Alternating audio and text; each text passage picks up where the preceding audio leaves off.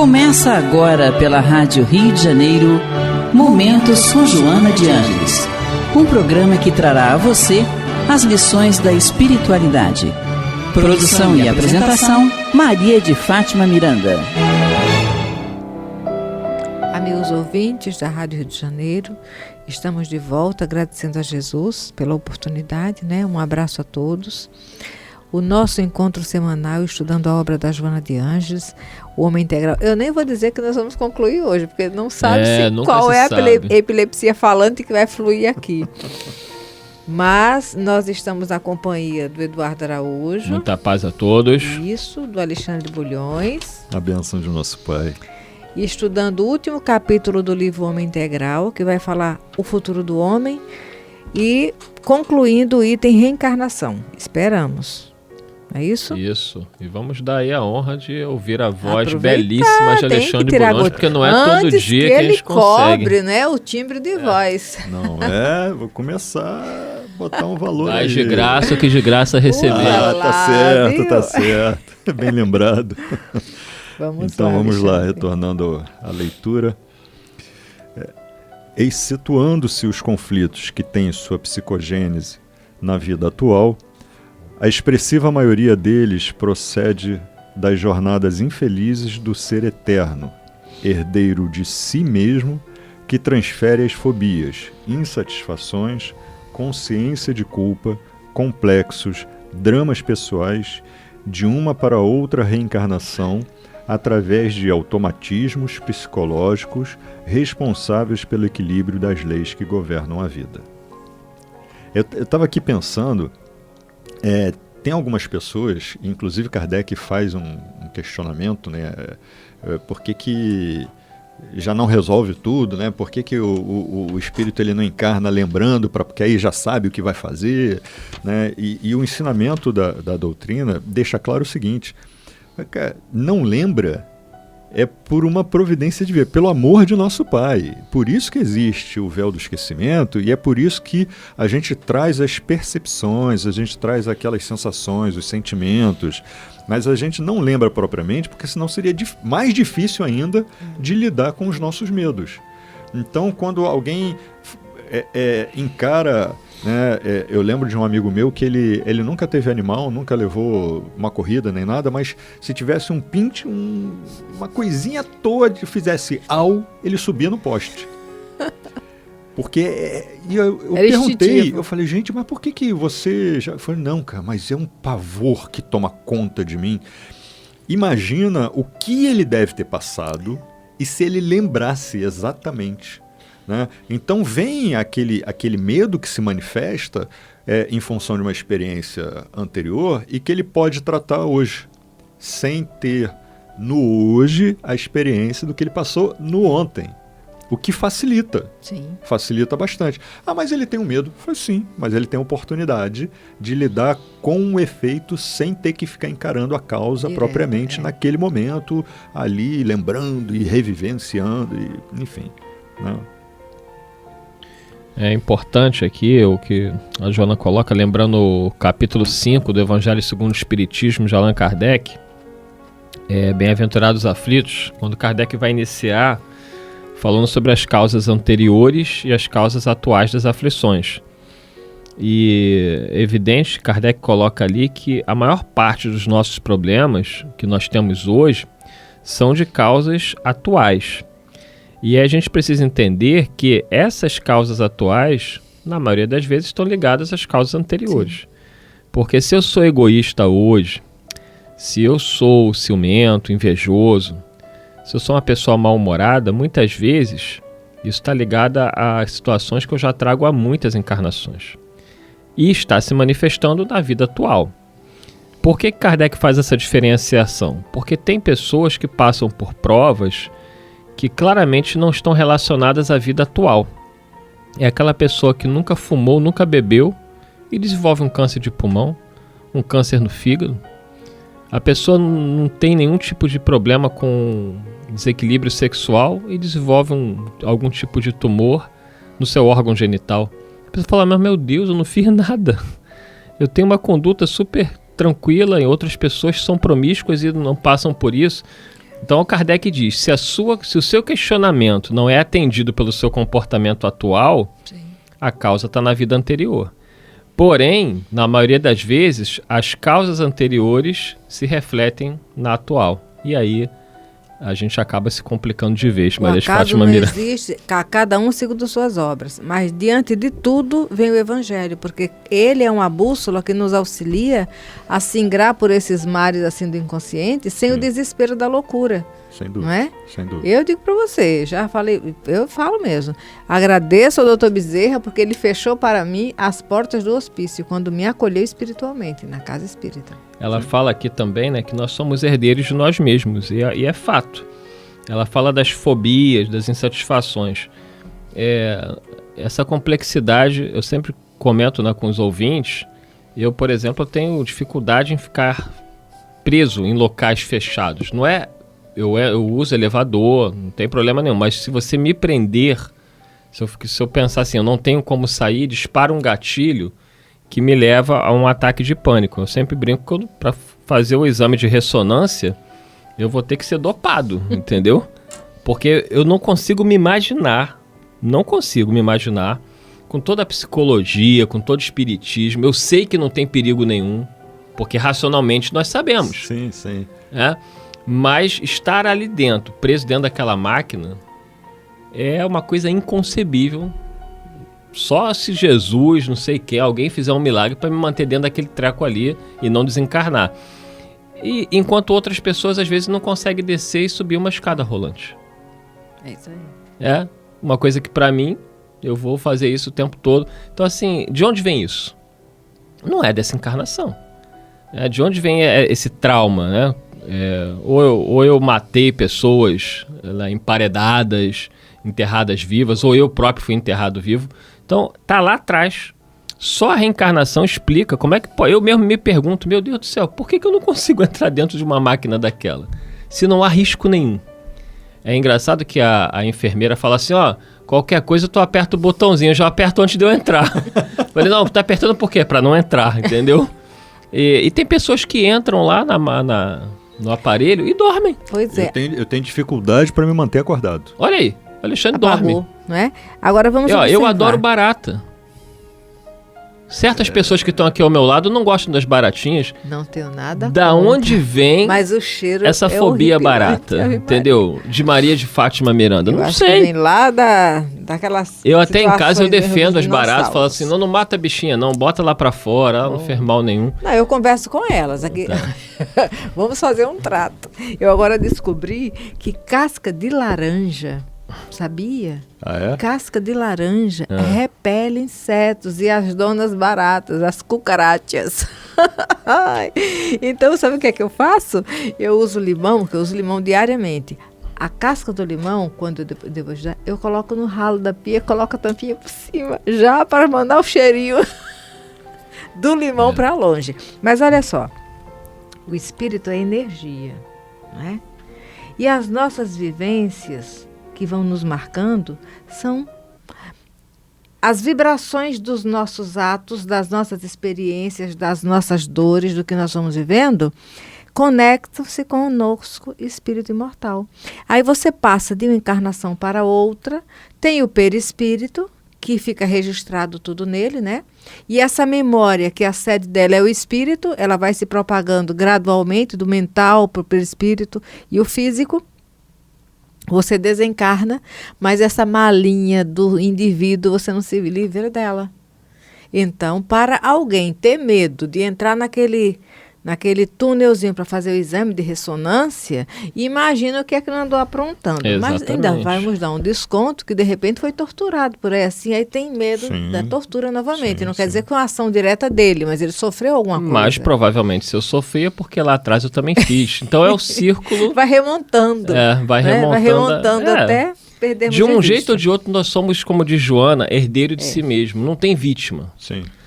Eu não passo por isso nessa encarnação por acaso. Eu trago situações em que eu fui vítima, em que eu fui algoz, e que nesta encarnação a gente está tentando fazer a coisa correta para poder quebrar esse círculo vicioso. Agora, esse é o objetivo. Você vê, eu estava aqui pensando, né? Por que se a gente sofreu Por que hoje eu teria medo de fazer isso? Acontece que... E por que às vezes eu não consigo me livrar desse medo tão fácil?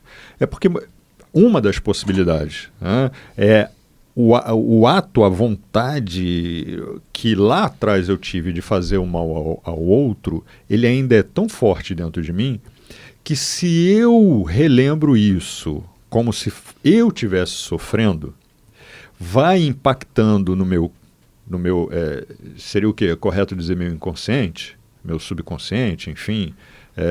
Eu vou guardando essa percepção.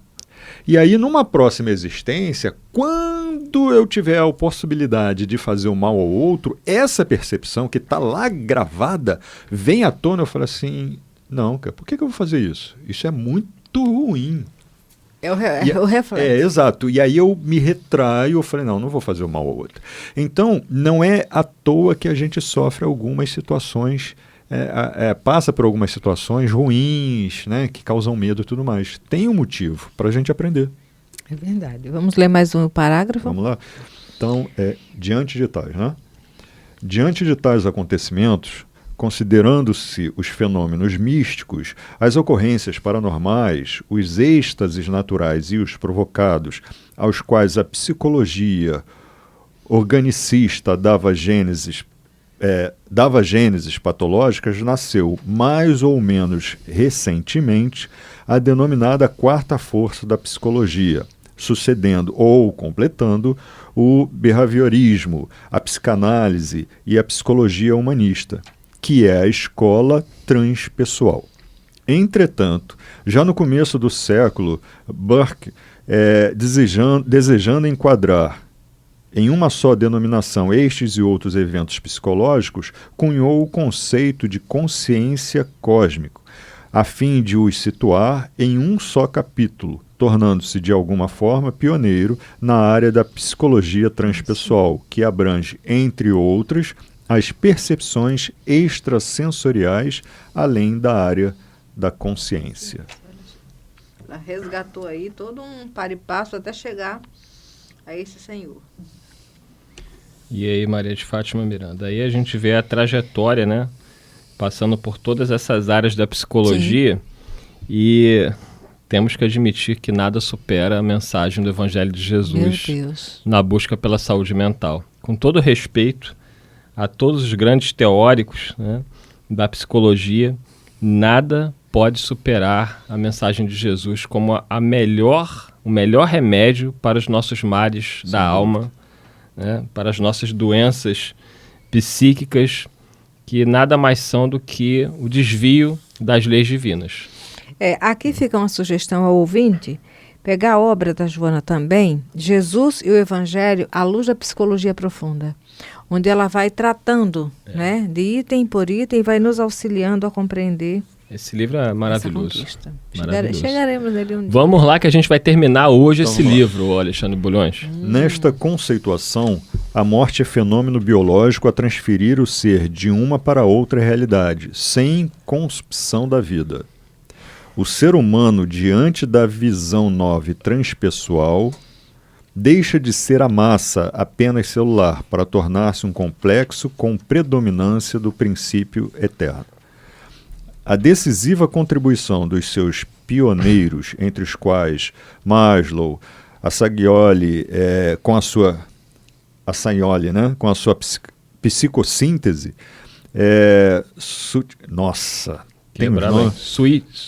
Sutik, Wilber, Grof e outros, enfim. Wilber e Grof, esses eu conheço bem. Então, oferece excelentes recursos para a psicoterapia, liberando a maioria dos pacientes dos seus conflitos e problemas que desestruturam a personalidade. Assim, não é a minha área de atuação, mas eu entendo que todos esses estudos, eles vêm de pouco a pouco buscando uma base para o ser inteligente, né? Ou melhor, para aquele que pensa e que pode analisar. E com isso vai ajudando de pouco em pouco as pessoas que buscam um autoconhecimento através de um tratamento, através de um conhecimento, através de um pensamento, enfim. E eles vão se encontrando, né, a cada passo. Então, assim, isso é necessário. Não vem a obra pronta, ela vem, né, vem ali os insumos para de pouco em pouco, através desses estudos, se concretizar. E nós ficamos imaginando nesse momento, né, os bastidores do trabalho desses espíritos naquilo que a Terra conquistará nas próximas décadas e até séculos, como já está sendo trabalhado. Esses espíritos que estão reencarnando, alguns com um nível de lucidez muito focado no Evangelho, em áreas diversificadas, muitos dentro de um anonimato, porque é importante lembrarmos que esses seres que estão se apresentando voluntariamente a Jesus para auxiliar nessa transição, não fiquemos achando que eles vão todos, a um só tempo, assumirem cargos de destaque na sociedade. Ao contrário. Muitos virão anonimamente para fazer o trabalho de base nas comunidades, né? Nos recantos de dor. São aquelas criaturas que vão fazer a diferença no grupo em que estiverem, no núcleo familiar. Sim, e é curioso porque quando a gente olha para o ensino de Jesus e principalmente da doutrina espírita, a gente percebe o seguinte: essas posições de destaque, na verdade, elas não são... não são eles que se colocam em destaque. Não, e mais ainda, não é uma questão de falar assim, qual é a posição de destaque? É o presidente Sim, da... Não tem a ver com o presidente. Qual é a posição de destaque? É aquele que fica lá na porta recebendo as pessoas e sorrindo. Sim. Né? É aquele que coloca a água no copinho para dar, e ao colocar a água, ele energiza aquela água com seu carinho, com seu amor, com a sua felicidade. É verdade. Então, essa é a posição de destaque, né? É claro que a gente tem os coordenadores, mas... É o destaque na vida do outro, porque o destaque aqui é aquele que faz a diferença Isso aí. para o outro. Isso aí. Vamos continuar mais um então, pouco. É o último parágrafo. Neste admirável amálgama da integração dos mais importantes insights das doutrinas psicológicas do Ocidente com as tradições esotéricas do Oriente, agiganta-se o Espiritismo, pioneiro de uma psicologia espiritualista dedicada ao conhecimento do homem integral, na sua valiosa complexidade: espírito, perispírito e matéria, ampliando os horizontes da vida orgânica a se desdobrarem além do túmulo e antes do corpo, com infinitas possibilidades de progresso no rumo da perfeição. É fantástico. E aí, meninos? Né? É fantástico. Eduardo? Estamos chegando aí, né? Terminamos, finalmente, esse livro maravilhoso. E esse último parágrafo, né? Para a gente parar, meditar. Joana termina, né, dizendo: neste admirável amálgama da integração dos mais importantes insights das doutrinas psicológicas do Ocidente com as tradições esotéricas do Oriente, agiganta-se o Espiritismo, pioneiro de uma psicologia espiritualista dedicada ao conhecimento do homem integral, na sua valiosa complexidade. Espírito, perispírito e matéria, ampliando os horizontes da vida orgânica, a se desdobrarem além do túmulo antes do corpo, com infinitas possibilidades de progresso no rumo da perfeição. Então, valeu a pena ler novamente, não com essa voz bela de Alexandre Bulhões, para a gente guardar, né, nos nossos corações a grandeza da doutrina espírita. Nós falávamos que o Evangelho de Jesus está acima de tudo e de todos que já passaram aqui pelo planeta, e o Espiritismo vem como uma revivência desse Evangelho de Jesus.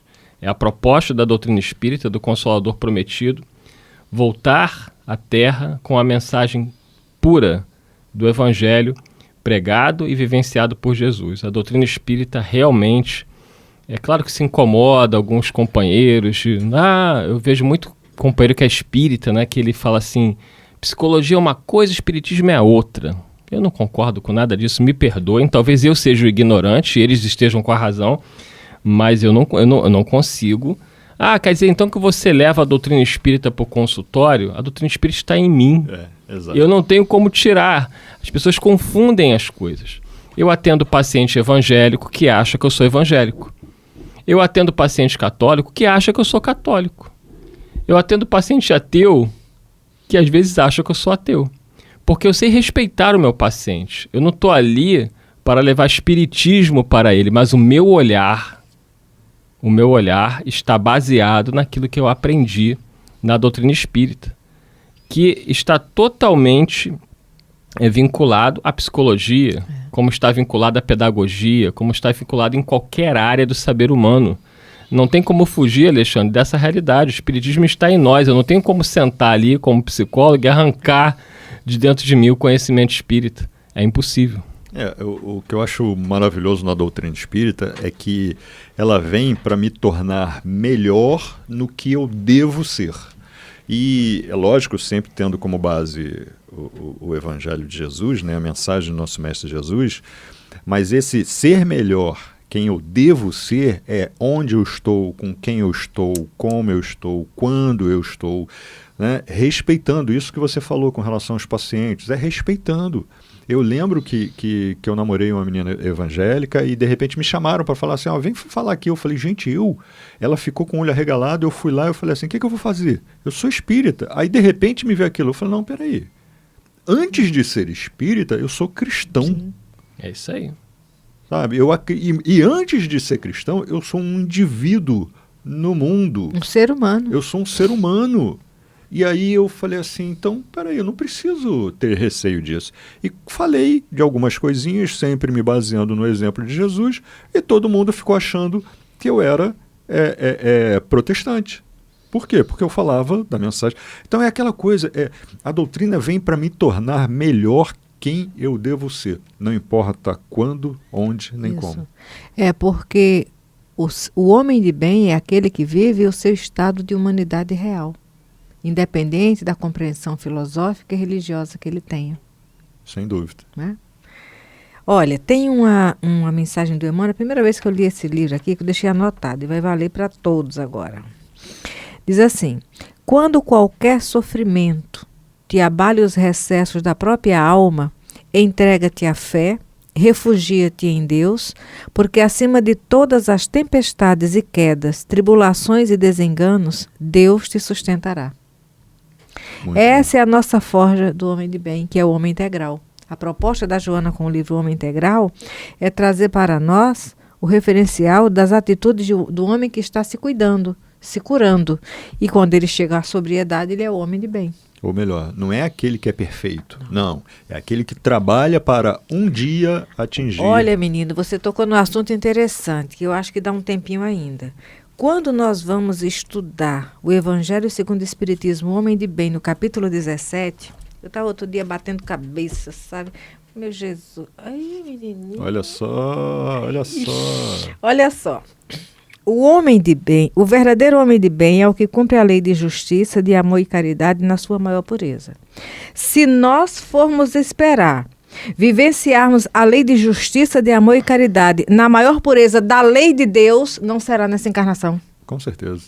Porque somente espírito puro age com essa pureza de identificação total com o Pai. Então, esse esforço do homem de bem para conquistar o cumprimento da lei de justiça, amor e caridade na sua maior pureza, é daquilo que ele já pode oferecer. Sim. E aí são as intenções. É isso aí. Não é? É isso porque aí. o que nós podemos oferecer não é nem coisa por fora só, mas é o recurso de fora ou de dentro com a melhor intenção. Semana que vem, Um abraço. começamos com qual livro, Maria de Fátima Miranda? Plenitude, o terceiro Então, livro da série psicológica. Semana que vem, dando início ao estudo do livro Plenitude. Obrigado, Alexandre Bulhões. Pois um é, grande menino, um prazer. abraço, que Jesus nos conduza.